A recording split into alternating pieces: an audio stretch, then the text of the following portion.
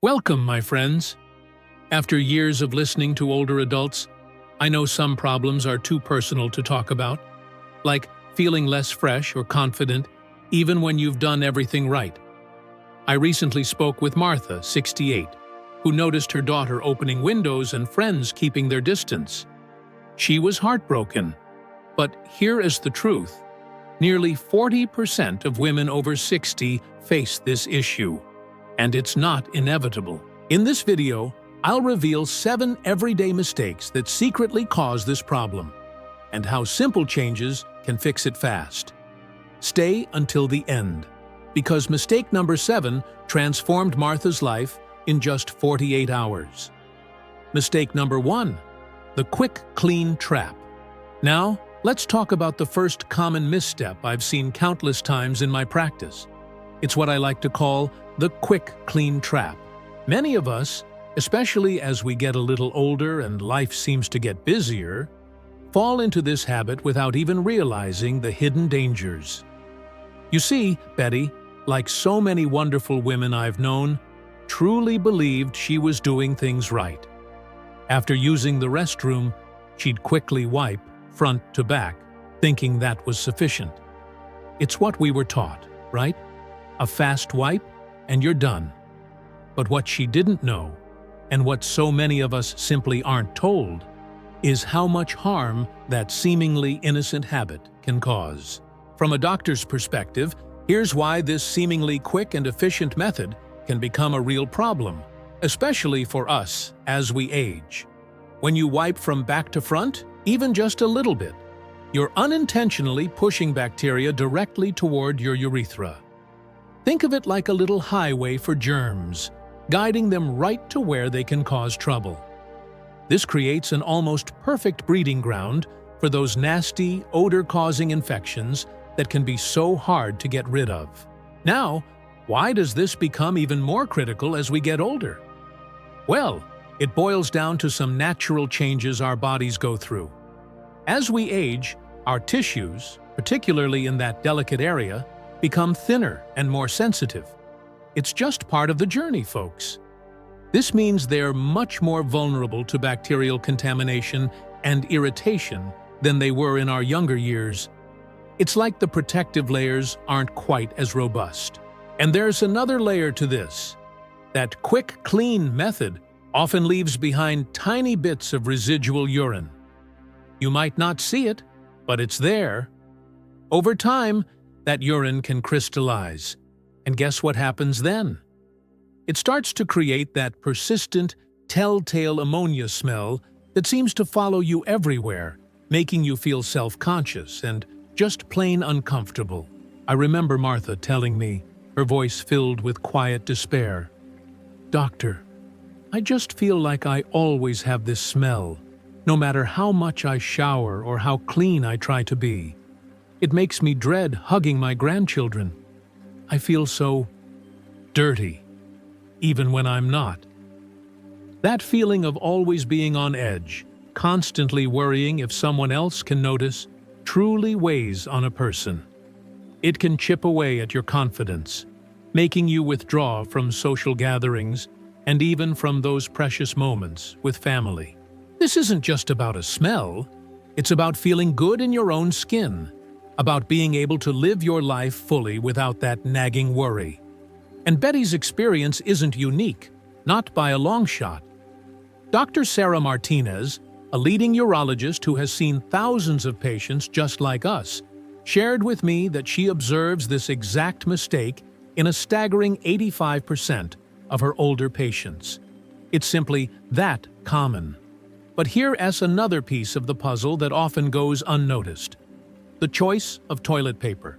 Betty, in her own struggle, was using regular store-bought toilet paper. She didn't realize that these common brands, while seemingly soft, can often leave tiny, almost invisible fibers behind. These fibers, combined with any residual moisture that wasn't fully absorbed, create yet another cozy little home for bacteria. And that incomplete absorption, it leaves just enough dampness for that telltale odor to develop within hours, making all your efforts feel futile. It's a double whammy, really. incomplete cleaning, and then setting the stage for bacteria to thrive. So, tell me, my friends, have you been caught in this quick clean trap? Have you been making this mistake without even knowing it? I truly want to know.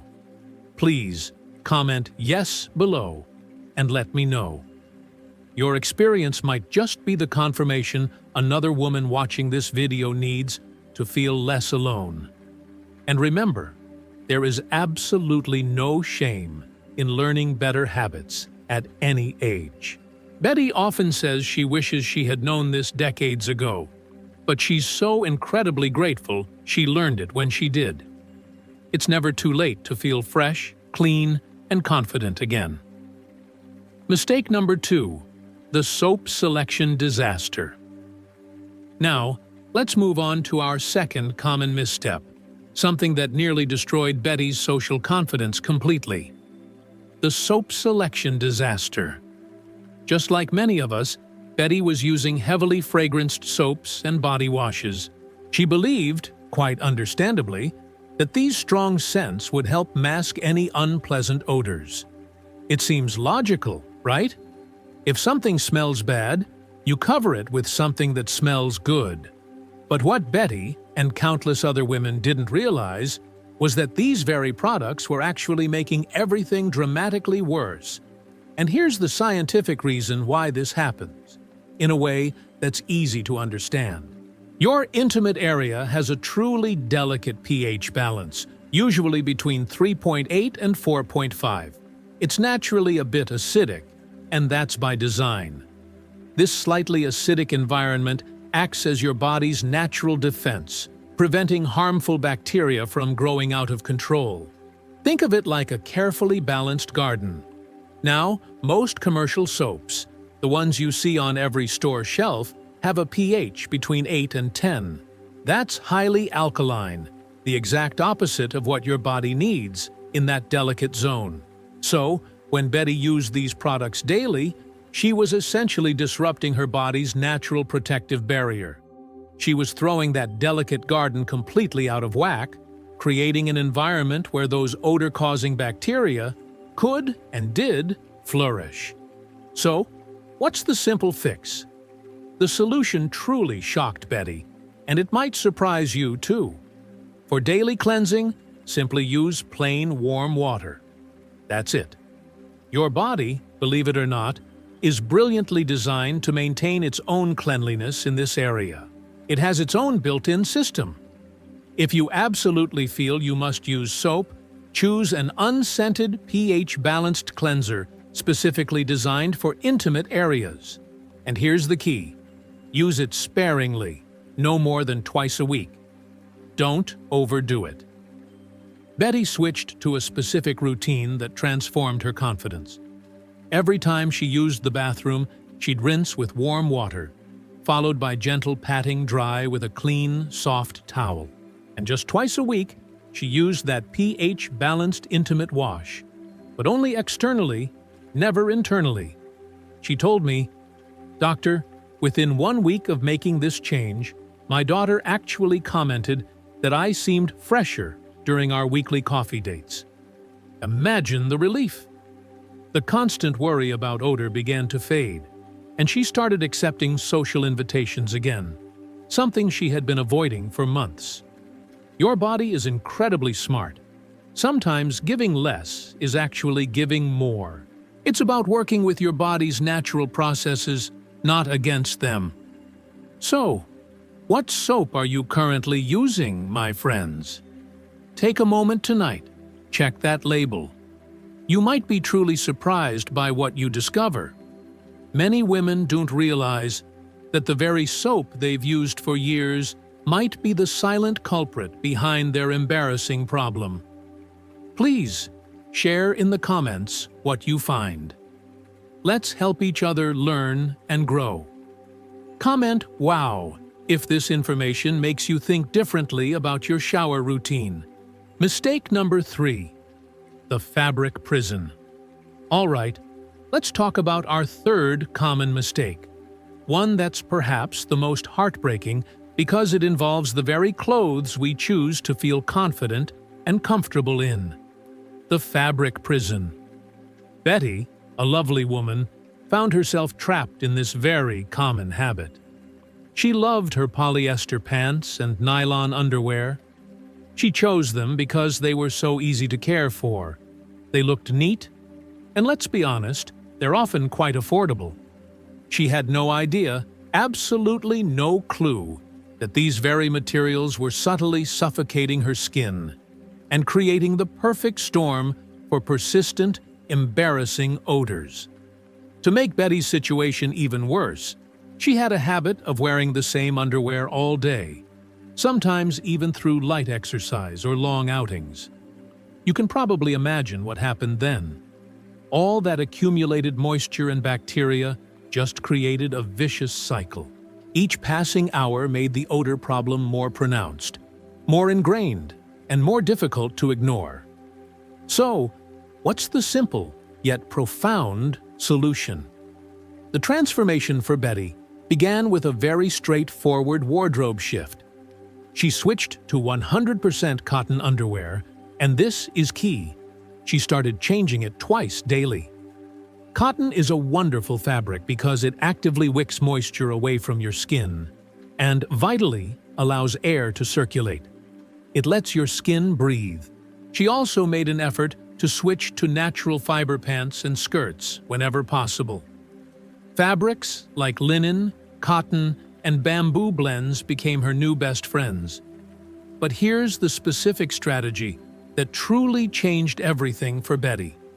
She created what I call an odor prevention wardrobe.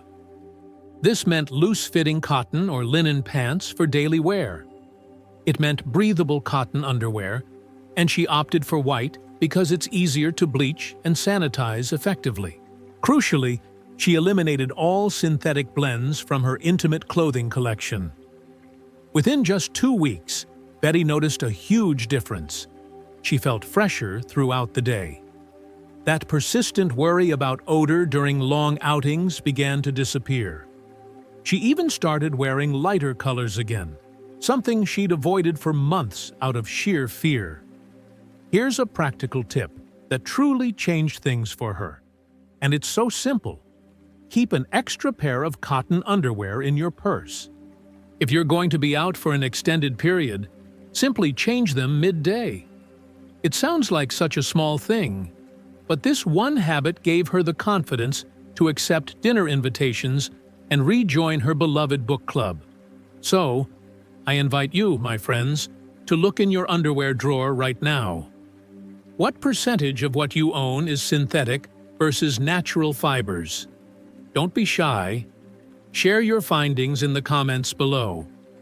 You might just inspire another woman to make this life-changing switch. Let's make cotton our new mantra.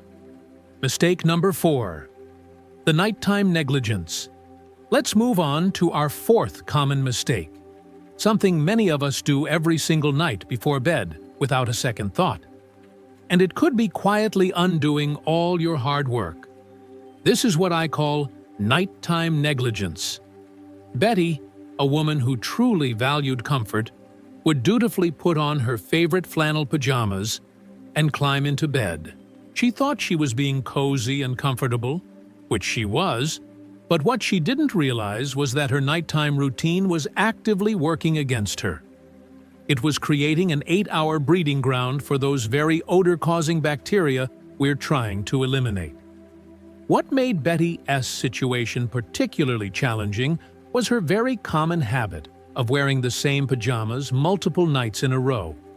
You see, each night, bacteria from previous sleep sessions would simply recontaminate her clean skin. It became a frustrating cycle that seemed impossible to break, making her feel like she was fighting a losing battle against these odors. So, what's the path to a fresher, more confident morning? Betty's transformation began with a simple, yet powerful shift to loose-fitting, breathable cotton sleepwear.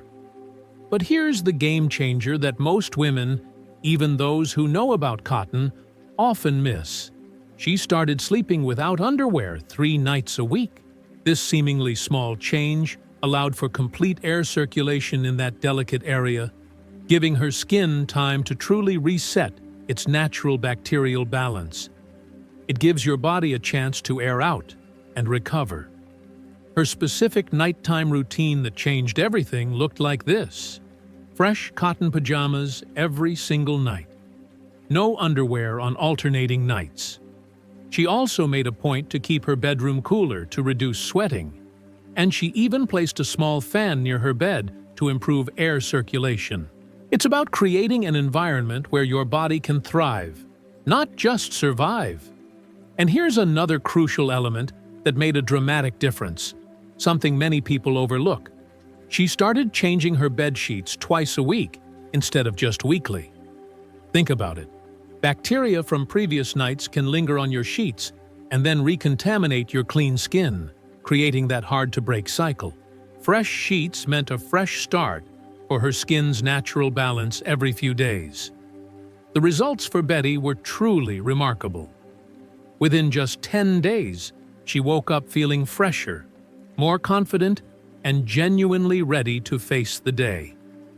Her morning shower became about cleansing, not desperately trying to eliminate odors that had built up overnight. She stopped dreading those first few moments of consciousness when the smell would hit her. So, my dear friends, I ask you, are you sleeping in synthetic pajamas or tight-fitting clothes? Give the cotton sleepwear test a try for just 1 week and truly notice the difference. You might be amazed. Please comment "fresh" below with your results. Other women need to hear about your experience, your journey. Let's build a community where we share what works and lift each other. Mistake number 5, the hydration paradox. All right, let's talk about our 5th mistake, something that almost sounds contradictory, but it was quietly sabotaging everything else Betty was doing right. This is what I call the hydration paradox. Many of us, especially as we get older, become worried about those little bathroom accidents or about a persistent odor. It's a natural concern, isn't it? So, what do? We severely limit our water intake, especially before leaving the house or going to bed. We think we're being smart, avoiding potential embarrassment. But here's the kicker.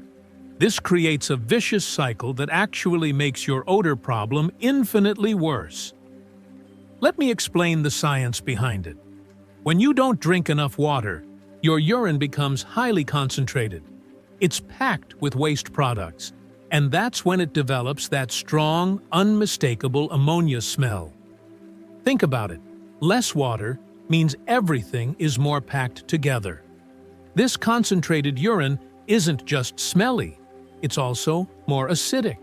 And that increased acidity can irritate those delicate tissues in your urinary tract, leading to inflammation and, you guessed it, a perfect environment for bacterial overgrowth.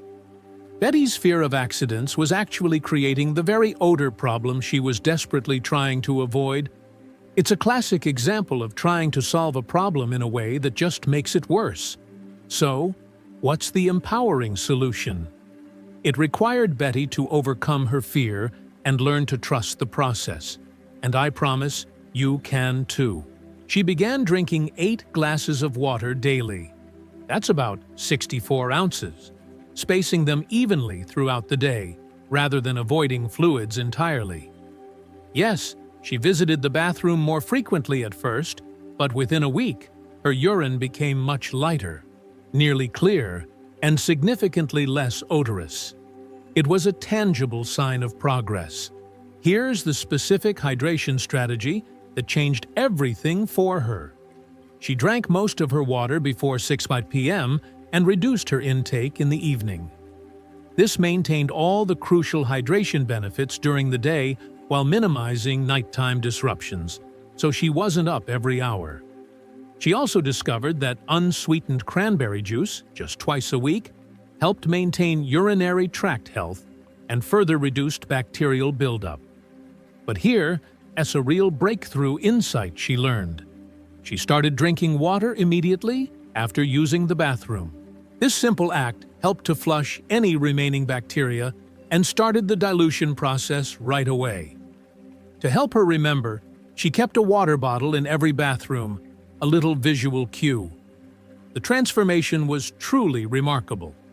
Not only did the odor issue improve dramatically, but Betty felt more energetic, more alert, and just generally healthier throughout the day. Proper hydration improved her skin, her mood, and her overall confidence. Her concentrated, dark urine became light yellow and nearly odorless. So, my friends, how much water are you truly drinking daily? Are you, like Betty, avoiding fluids out of fear? I invite you to share your hydration habits in the comments below. You might discover you're not alone in this struggle, and together we can support each other. Please comment water if you're committing to drinking more water from today. Mistake number 6, the laundry trap. Let's dive into our 6th common mistake, one that's hiding in plain sight in your laundry routine, and it's probably preserving odor in your clothes even after washing. This is what I call the laundry trap. Betty thought she was being incredibly thorough. She diligently washed her clothes after every wear, believing she was eliminating any potential odors. But what she was unknowingly doing was locking that very odor into the fabric with her laundry routine. This mistake kept her smelling like urine, even in freshly washed clothes, creating a heartbreaking cycle of embarrassment that seemed impossible to break. From a textile scientist's perspective, this problem is actually threefold. First, Betty was using fabric softener on everything. While fabric softener makes clothes feel wonderfully soft, it actually creates a waxy coating on the fabric fibers. This coating, designed to make things smooth, ironically traps bacteria and odor inside the fabric, preventing proper cleaning. Second, she was washing in lukewarm water, thinking it would protect her delicate clothes. And third, she was using a regular detergent that simply wasn't designed to specifically break down urine compounds. All three of these choices, made with good intentions, were inadvertently preserving the very smells she was trying so desperately to eliminate. Dr. Rachel Kim, a textile scientist, explains it perfectly. Fabric softeners create a waxy buildup that prevents proper cleaning and actually locks in odor-causing bacteria. It's like putting a protective shield around the smell. She makes it clear that lukewarm water, while gentle on clothes, doesn't get hot enough to effectively kill bacteria or break down those stubborn urine crystals that embed themselves deep in fabric fibers over time. So, you're essentially just moving the smell around, not getting rid of it. Why is this so crucial for us as we age? Well, as we get older, those little accidents can happen more frequently. And sometimes, we're not as quick to notice or treat them immediately. Fabrics have an incredible ability to hold on to odors, especially when they're allowed to sit. This isn't just about smell. It's about the deep cleanliness of our garments. Martha once told me, "There's nothing more disheartening than putting on clean clothes and still smelling that faint odor. It makes you feel like all your effort was for nothing." It truly is a demoralizing feeling, isn't it? To feel like you can't truly get clean. What made Betty's laundry situation particularly challenging was her habit of letting soiled clothes sit in the hamper for days before washing. This gave bacteria ample time to multiply and allowed odors to set deeply into the fabric fibers, making them nearly impossible to remove with standard washing methods. The longer something sits, the harder it is to truly get rid of. So, my friends, what detergent and washing routine are you currently using? Have you noticed that some clothes still seem to smell, even after washing? Please share your laundry struggles in the comments. Other women are dealing with the same frustrating issue, and your experience can help them too. Comment clean if you're ready to try these laundry tips. Mistake number 7. The silent saboteur. All right, my friends, we've arrived at the seventh mistake, and this one is often the most surprising, truly the silent saboteur. It might explain why, despite your best efforts, despite trying all the other wonderful tips, you might still experience occasional odor issues that seem to come from nowhere. This mistake shocked Betty and even her doctor, and it's something many of us overlook because it is not as obvious as what we wear or how we wash. The culprit, believe it or not, was quietly hiding in her medicine cabinet. The medications and supplements Betty took daily were subtly changing her body chemistry, creating the perfect conditions for bacterial overgrowth and, yes, those persistent odors. So, what's the smart, empowering solution? The answer isn't to stop necessary medications. Please never do that without consulting your doctor. Instead, the key is to work closely with your doctor and pharmacist to optimize timing and dosing. Betty learned several critical strategies. She started taking her calcium supplement with food to reduce its impact on urinary pH. She switched to a different multivitamin with lower B vitamin concentrations, a simple change that made a big difference. And because some of her medications were disrupting beneficial bacteria, she began taking probiotics, making sure to take them about 2 hours after any antibiotics to give them a chance to work. Most importantly, she started drinking extra water when taking medications known to concentrate urine, like her diuretic. She also timed certain supplements earlier in the day, so their effects would diminish by evening, reducing any overnight odor buildup. She even spaced her medications throughout the day rather than taking them all at once. Here is the specific medication management strategy that finally completed her transformation. Morning medications with a full glass of water, calcium with food, and never on an empty stomach, probiotics taken 2 hours after any antibiotics, and extra hydration on days when she took diuretics. The results were the final, crucial piece of her transformation puzzle. Those occasional, mysterious odor episodes stopped completely, and Betty finally felt genuinely confident that she had addressed every single aspect of this embarrassing problem. So, my friends, are you taking medications or supplements? This is not something to overlook. I urge you to check in with your pharmacist about potential effects on body odor. This conversation could truly be the breakthrough you've been searching for. Please share in the comments if you've noticed any connections between your medications and changes in body odor. Let's help each other understand these hidden factors. Comment "Checkup" if you're going to have that important conversation with your pharmacist. As we wrap up, we've explored 7 critical insights that can truly transform our golden years.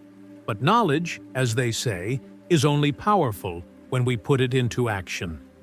So now, I have one important question for you. From my heart to yours. What is the one commitment you are making to yourself after watching this video? It could be as simple as, I will drink water first thing tomorrow morning. Or maybe, I will check the label on my soap tonight. Perhaps it's, I'll try sleeping in cotton pajamas. Please share your personal commitment in the comments below. Let's inspire each other to take that first brave step. And if you found real value and inspiration in our time together, show your support by giving this video a like. To ensure you continue on this journey with us and never miss another video full of life-changing wisdom, hit that subscribe button and ring the notification bell. It's more than just subscribing. It's joining a community dedicated to living our best lives together. Finally, think of just one person who needs to hear this message today, and please share it with them. You might just change their life. Thank you for watching. Stay healthy, stay wise, and I'll see you in the next video.